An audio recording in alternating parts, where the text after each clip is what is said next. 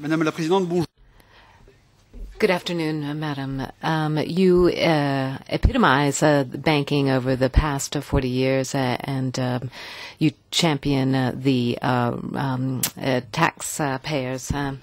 Now, after the stock taking of last year, we see that there have been some shortfalls in 130 banks, which is huge, and there are some problems in the private banking sector. The stress test of the private banks seems to be erroneous because it's based on a non-dynamic system.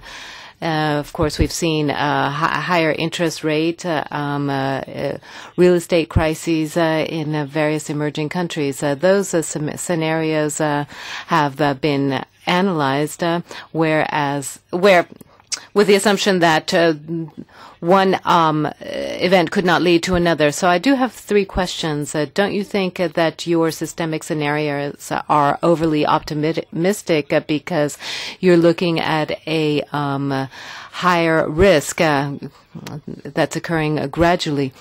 And then what do you think about the domino effect here? Don't you think that the stress test will have a negative effect on savings and loans and credit associations?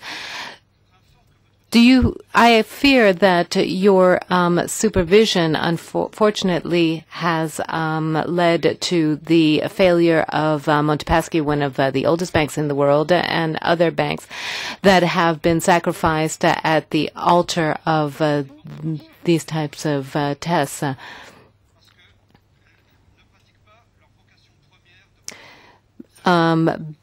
Banks that speculate rather than sticking to the core business have run into serious problems, and this is what the supervision has shown us. Well, looking at the adverse scenario would really be a combination of the points that you raised here, an increase in the spread on bonds, with an increase in the risk weight and the deterioration of credit worthiness there, and in a certain number of cases a lack of coming to terms with the shortfalls in the balances of the banks, balance sheets of the banks. So as I said, that combination is not necessarily a one that would deal with systemic risk, but the narrative behind this considers that the risk there that would be most probable, which would have the worst impact on European banks, would not be those sort of scenarios. They are ones which have been defined by the ESRB, the European Risk Assessment Board, who also deal not only with Euro countries but outside the Euro area as well, and they're also the EBA stress tests. So the SSM is not a voting member there, it is a non-voting member.